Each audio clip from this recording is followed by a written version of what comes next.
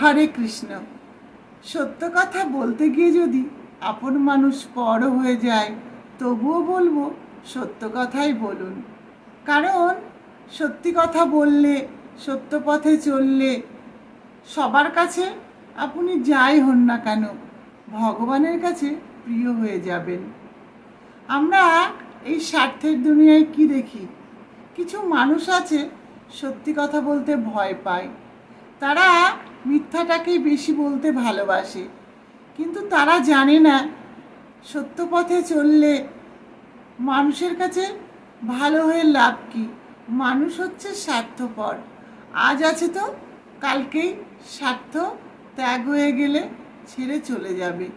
কিন্তু নিজেকে যদি সত্য পথে রাখা যায়, তাহলে ভগবানের কাছে প্রিয় হওয়া যায়, ভগবানকে সর্বদা পাশে পাওয়া যায়। সত্য পথে চললে একটু কষ্ট হয় ঠিকই, কিন্তু জানেন কি, সত্য পথে ভিড় কম, সেই পথ দিয়ে আরামে চলাফেরা করা যায়। আর সত্য পথে বাধাবিঘ্ন অনেক কম আসে। কিন্তু মনের মধ্যে সৎসাহসটা বড় জিনিস। সত্য পথে থাকতে গেলে কিছু মানুষ বাজে কথা বলে, কিন্তু নিজের মনকে যদি বোঝানো যায়, যে যা বলে বলুক। যখন আমাদের মৃত্যু হবে, মৃত্যুর পর শাস্তি হবে, তখন কিন্তু সত্য কথা বলার ফলে নিজের শাস্তি অনেক কম হবে।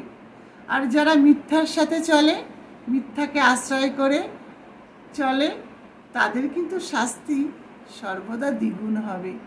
কারণ ভগবান তো সব কিছু দেখতে পান, তাই না? সব কিছুর বিচার করেন।